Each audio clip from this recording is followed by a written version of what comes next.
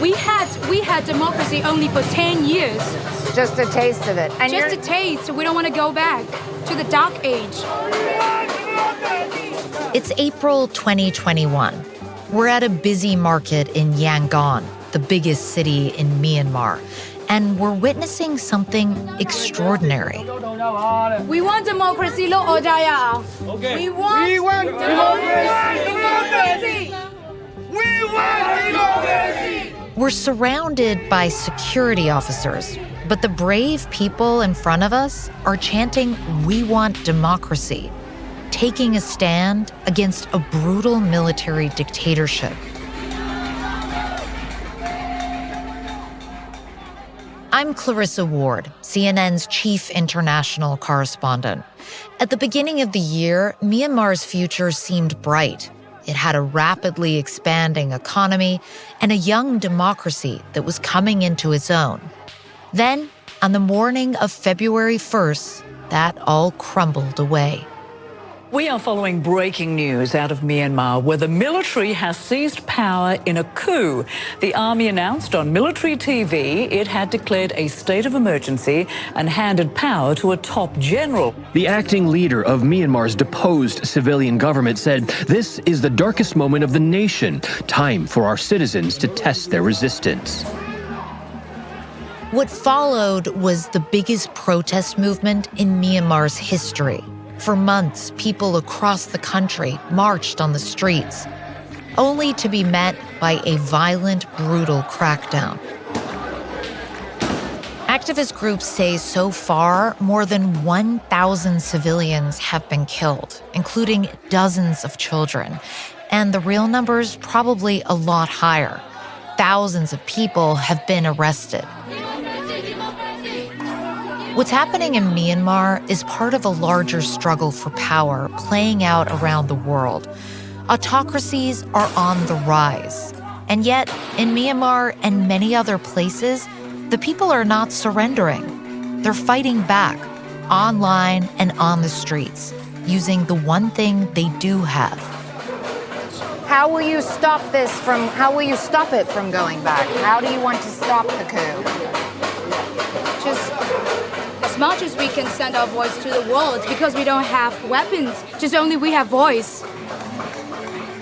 Call it David and Goliath, if you like, reimagined for the 21st century. This is Tug of War, Episode 3, Myanmar.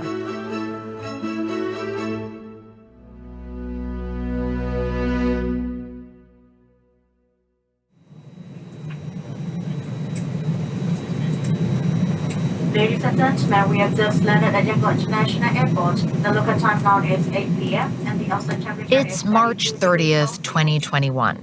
I've just arrived in Myanmar with my producer, Brent Swales, and cameraman, Scott McWhinney. We're the first foreign journalists to be allowed to enter the country since the coup. For the past few months, everything we've seen from inside Myanmar has come from extraordinarily brave local journalists and activists. Many of them have been arrested or killed. The only way we could get in was with the military hosting us. That gives us a measure of protection our local colleagues don't have. But it also means our movements will be controlled and our every word and action closely watched. We're driving now from the airport to the guest house where the military has us staying.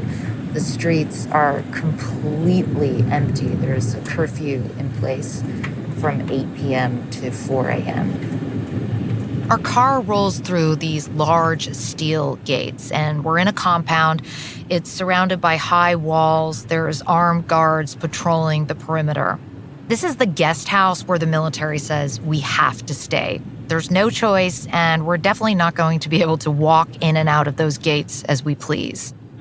Yes, sir. It's number 4. Number 4. It's like a bomb. It's number 4. This is for me? Yes. Okay. Okay. Our minder takes us to our assigned rooms. Number 2 for Brent, 3 for Scotty, and 4 for me. So I'm just walking into my room now. They were quite specific about who was to sleep in which room. I can only assume that our rooms may be wired and that people are probably listening to any conversations that we have in here. So I'm going to be a little bit cautious about what I say in here. The coup happened quietly, before dawn, while people were still asleep. Myanmar's military has seized power in a coup against the democratically elected government. Tanks lined the streets as parliament was cordoned off. Cell and broadcast communications were blocked. A state of emergency is now in place. On the same day a new parliament was due to open in Myanmar, the fate of the country's democracy is uncertain. People were shocked and angry. They saw their window to the future being slammed shut, and they knew what military rule was like. About the size of Texas, Myanmar sits at the heart of Asia. It's rich in natural resources and has borders with China, India, and 3 other countries. The army first seized power in 1962, and the country, which was then known as Burma, went on a roller coaster to ruin, largely cut off from the outside world. The military elites lived comfortably, while most of the country suffered grinding poverty. Thousands of dissenters are believed to have been killed or jailed. No one really knows the actual death toll. But one woman kept the flame of democracy alight: Aung San Suu Kyi. She paid for her opposition to military rule by spending more than a decade under house arrest or in detention. In the end, international sanctions against Myanmar may have worked. About 10 years ago, Myanmar's generals began cautiously opening up the country. The first really free election was in 2015. Suu Kyi and her National League for Democracy won a landslide victory. But the military didn't exactly go away. They kept control of key ministries and held on to a quarter of the seats in parliament. Still, it was a major moment. Then, in the election last November, Suu Kyi's party won a major victory yet again. And this time it made the military really uneasy. It felt to them like power was slipping away. And actually, the coup happened on the exact day that the new parliament was due to be sworn in. Suu Kyi was among the first to be arrested. The army said it would take control of the country for at least the next 12 months. But people were petrified that the months would turn into years. And so they came out onto the streets by the hundreds of thousands. Democracy! Democracy! Democracy! For a few days, the military tolerated the protests, but they quickly resorted to brutal force. When water cannons and rubber bullets weren't enough, they used live rounds. There were arbitrary arrests, beatings, and worse. She says, "We are risking our lives to claim victory. We don't have any weapons, but they are fully armed. All we can do is protest. They're shooting us with live bullets. Please help us." I watched all this from afar. I knew we had to try to go, even if it was on the military's terms. It's a dilemma international journalists face regularly in places with repressive regimes like Syria or North Korea. Ultimately, I think it's important to go and then make damn sure you hold the people in power accountable. These are just some of the people following us. One. After the break, our journey continues.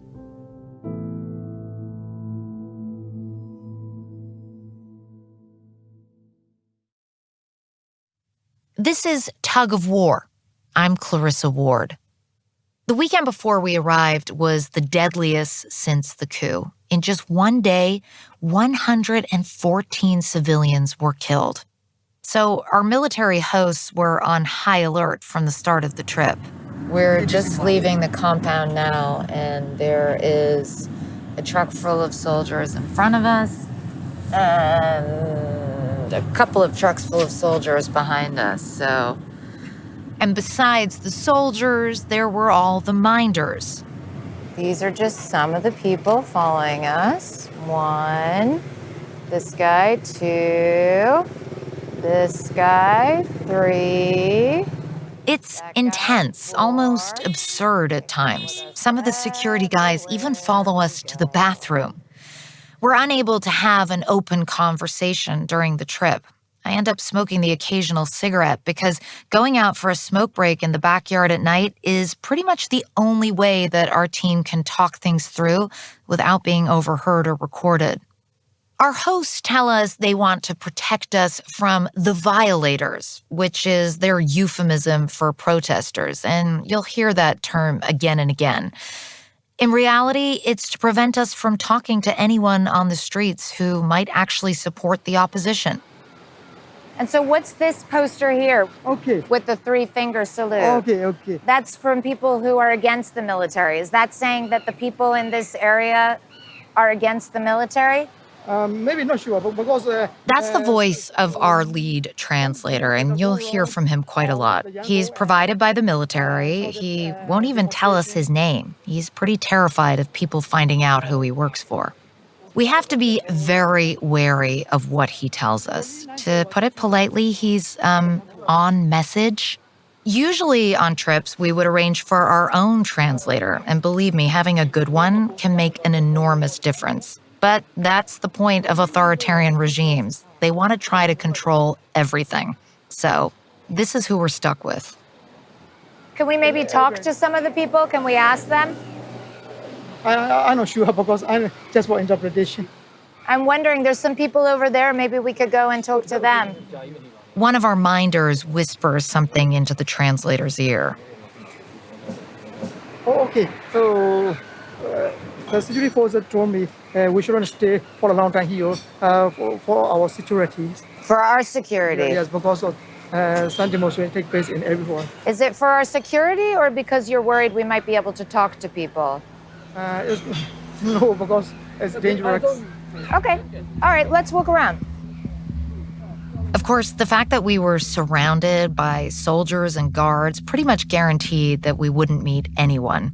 And that's just what our host wanted, a picture of serenity and calm. But I knew that wasn't the reality.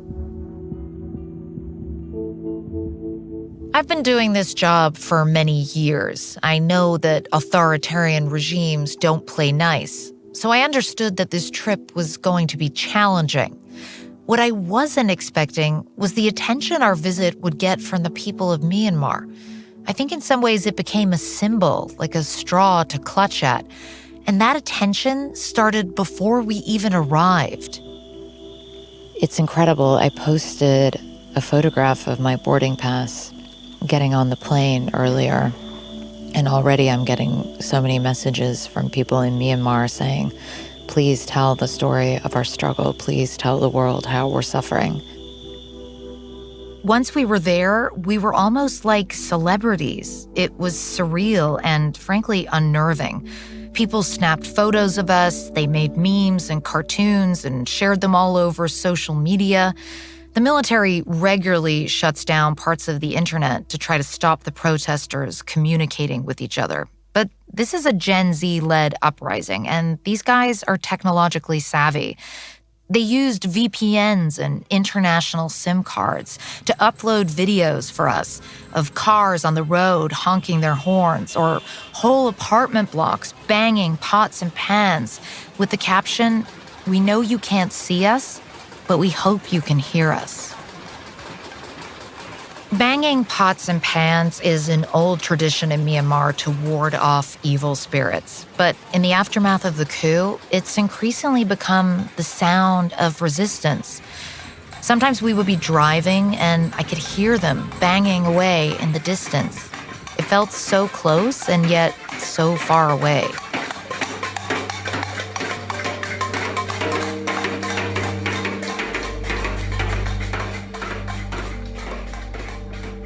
From day one of our trip, it's clear that there are two parallel universes in Myanmar, that of the people and that of the military.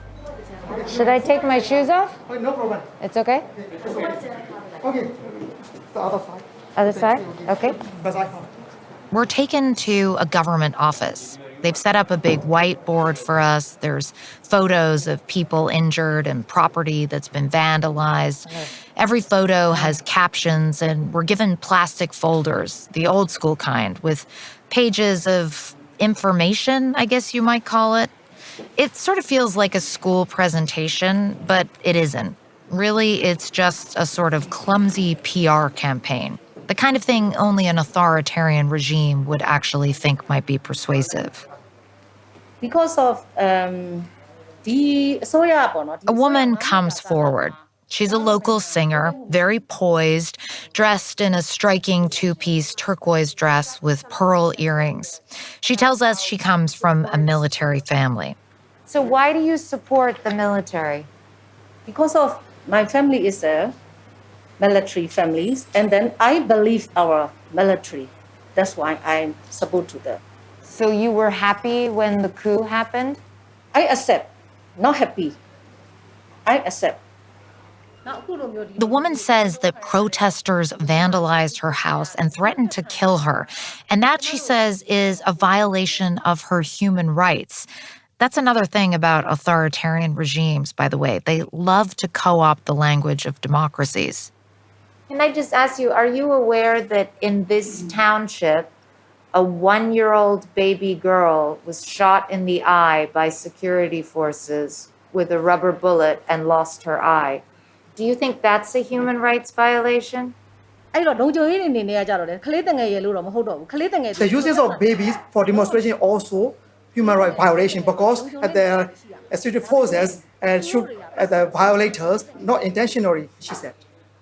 For the rest of the day and the next, we listen to the same kind of scripted story over and over again. Military supporters telling us how they've been assaulted or had property vandalized by the so-called violators. And many of their stories may well be true, but the reality is that they pale in comparison to the atrocities being carried out by security services. Beatings, arrests, torture. The military even admitted to using shoot-to-kill tactics against protesters. I'm starting to get frustrated because it feels like we're no closer to being able to tell that story. While people are literally dying on the streets, I'm stuck in a government office listening to propaganda. After the break, the protesters come to us with dangerous consequences. I think my life is not safe as well, I think.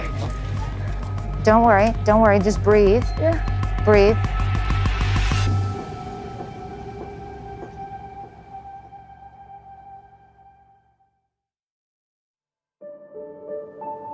Welcome back to Tug of War. I'm Clarissa Ward. In the car, we drive past a group of people protesting. Of course, we're not allowed to stop and talk to them, but you can feel this resistance all around me. It's simmering just beneath the surface. Some people from the balcony just flashed 3 fingers at me. That's the Hunger Games salute, which has become emblematic of this uprising. I'm speaking very quietly because I don't want our minders to know what they just did, because honestly, it could be a very dangerous situation for them. My heart's like pounding. The symbol protesters have adopted is the 3-fingered salute from the Hunger Games movies. It represents solidarity against tyranny. It's been used by protesters in Thailand and Hong Kong, too. I found that fascinating, that these memes and symbols that resonate worldwide have become a form of resistance for the new generation. The next morning, after endlessly badgering our minders to let us go to a public place, we're finally brought to an outdoor market. The same day, it's announced that Wi-Fi will be cut off across the country, which is almost certainly not a coincidence. The stalls in the market are packed together tightly. There's everything from flip-flops to fish on sale. We get our cameras rolling and start shooting video of life in the market. We're deliberately hanging back a little because we have security services with us. But after a few minutes, we see a man step into our camera's view. He's middle-aged, wearing a blue cap, and he looks right into the lens and holds up his 3 fingers to the sky. And then he weaves through the crowd and comes right up to us. I saw that you did that symbol. Why do you do that?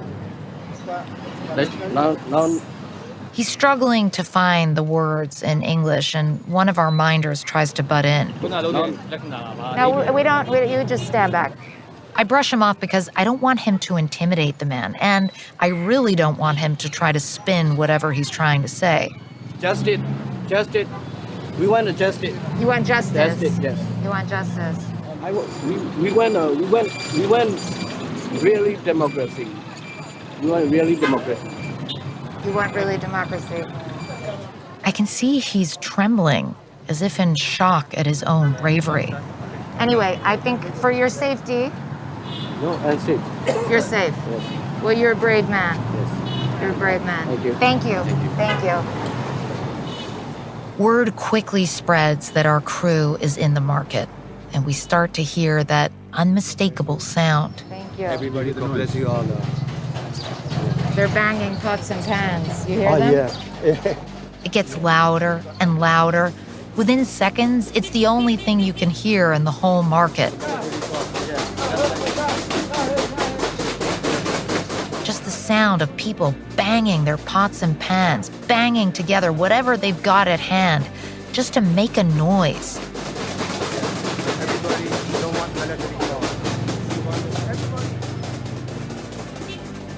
It seems like everyone around us has joined in. Men, women, old and young. They're waving the Hunger Games salute to the beat of their banging. And it's amazing how contagious that kind of courage can be. I've seen it in Damascus and Moscow, where the only thing that people have is each other. And the 3 of us, me, Brent, and Scotty, are just standing there, looking at each other, astonished and honestly moved. We're surrounded by soldiers, and yet the people just keep going. We want democracy. We don't want military coup. A young woman stops in front of our camera. She's trying to catch her breath. She says she was in the middle of teaching a class nearby when she heard the banging, so she ran down to catch us. We need our leader back. We don't need another election. Are you not scared to talk to me right now? I'm not afraid at all. If we are afraid, we people around here will not hit the band and the pen. The police are coming now, it looks like. Yeah. A lot of We don't police want filing them. in. Please, we need your strong support. Do you know people who have been killed or who have been arrested? Honestly, my boyfriend have been arrested. He was released just about 3 days ago, and we are really scared. We used to say we don't want to go back to the dark age. We lost our voice, and we had democracy only for 10 years. Just only for 10 years, but it was not the fully, democracy. Just a taste of it. And Just a taste. We don't want to go back to the dark age. how will you stop it from going back? How do you want to stop the coup? As much as we can send our voice to the world, because we don't have weapons, just only we have voice. But that voice is the voice of the people, and it is powerful. The young woman turns to the crowd gathered around us and begins to lead a chant. We want democracy. Okay. We want democracy. By now, we're starting to get really nervous. This display of defiance is really because we're in the market, and that's a heavy responsibility.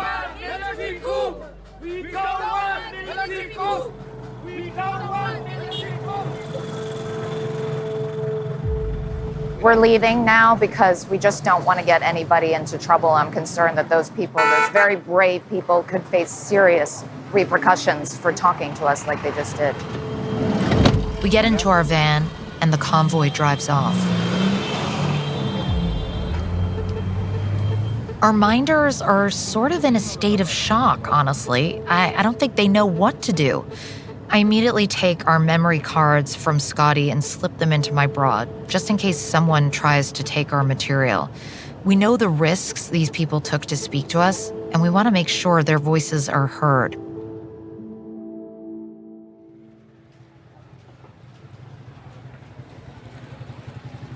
Later in the day, we're at another market near a military base, and the same thing happens. People see us, and they approach us. We're just getting ready to leave when we see a woman run up to us. She's on the phone, frantic. She tells us her siblings and friend have just been arrested for talking to us. Yeah. It's my brother, actually. Okay. We called him. Okay. Their car. And my sister and my brother inside the car. They stopped the car? And they arrested. They arrested them? Yeah. Brent asks where the car is. Where is the car? They call them. I don't know. There's 3 in the car, and then 1 is my friend. Yes, I remember her. 2 is my brother and my sister. I feel sick. We had tried to avoid repercussions by leaving the crowd, but now my worst fear was reality. I think my life is not safe as well, I think. Don't worry, just breathe. Yeah. Breathe. I don't know what to do now. Do you have any friend here that you can go and sit with? I don't know. I think they are around me, I think. I promise her I will take up the issue with our minders. I will talk to them. This is Brent. He's my producer. We work together, okay? That's his email, his phone number, everything, okay? If you need anything, if anything happens to you, you reach out to us or you get a friend to reach out to us, okay? Because you should not be punished just for talking to us, okay? All right.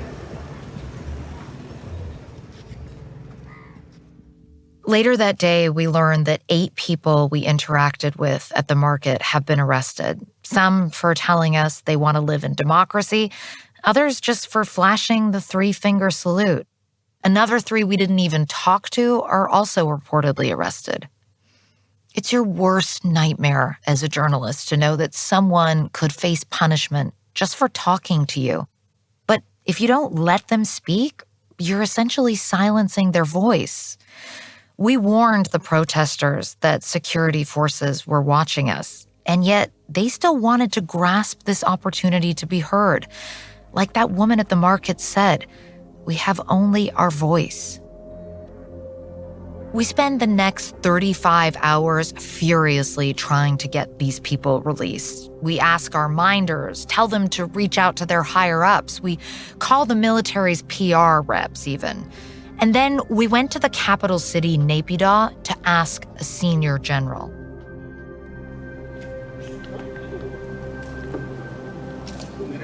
Sorry to keep you waiting. That's not a problem.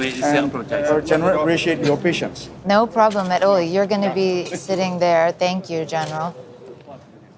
Major General Zhao Mintun is the spokesperson for the military. He was promoted after the coup, and he's got kind of a pompous air about him, like he's basking in his new authority. We meet at the Defense Services Museum. It's this enormous monolith of a building that reminds me very much of Soviet architecture. We're sitting in this big, imposing hall, and there's portraits all over the walls of Myanmar's most important generals. This is clearly his turf. Can you please explain why you would be arresting people for talking to us? And can we please implore you to release them immediately? The security forces were worried that they will provoke others and will start a protest in the market. That's why they got arrested. However, the government is arranging to release them as soon as possible. I hope they will get released today.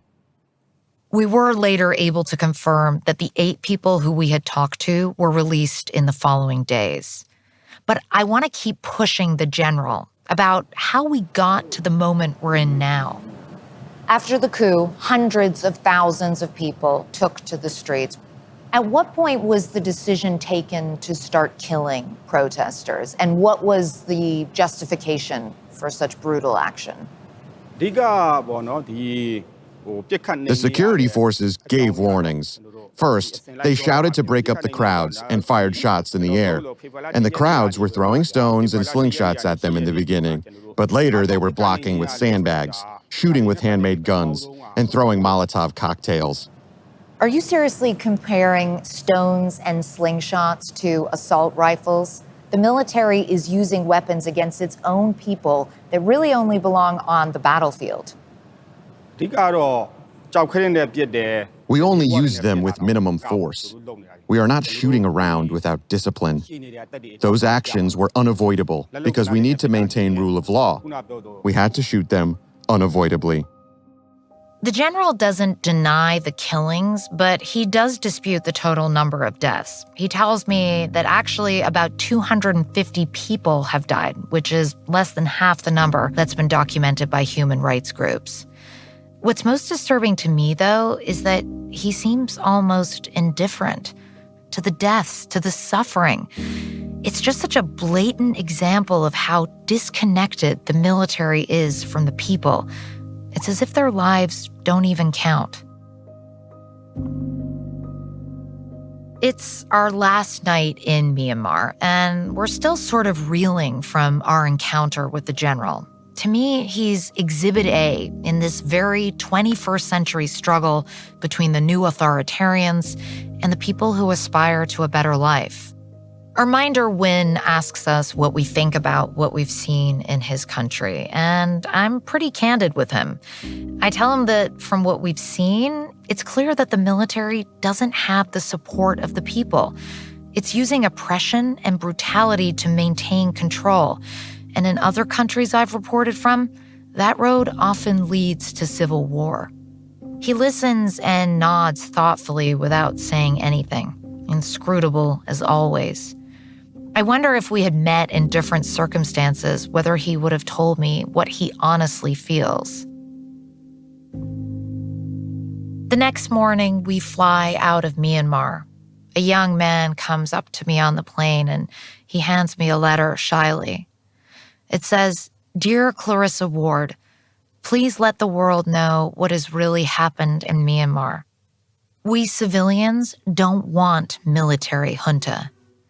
It's signed simply, a Myanmar citizen. Tug of War is a CNN Audio original series production. Our executive producer is Megan Marcus, and our senior producer is Haley Thomas. Our podcast producer is Emily Liu. Our associate producers are Alex Stern, Nathan Miller, and Xavier Lopez. Story editing by Tim Lister, mixing and sound design by Francisco Monroy. On-the-ground reporting by me, Brent Swales, and Scott McWhinney. With support from Miriam Annenberg, David Lindsay, Chip Graybo, Kelly Slade, Ashley Lusk, Lindsay Abrams, Rafina Ahmed, Lisa Namaral, and Courtney Koop. New episodes of Tug of War drop weekly, so do follow us wherever you get your podcasts, and please give us a rating and a review. It helps others find the show. I'm Clarissa Ward. Thanks for listening.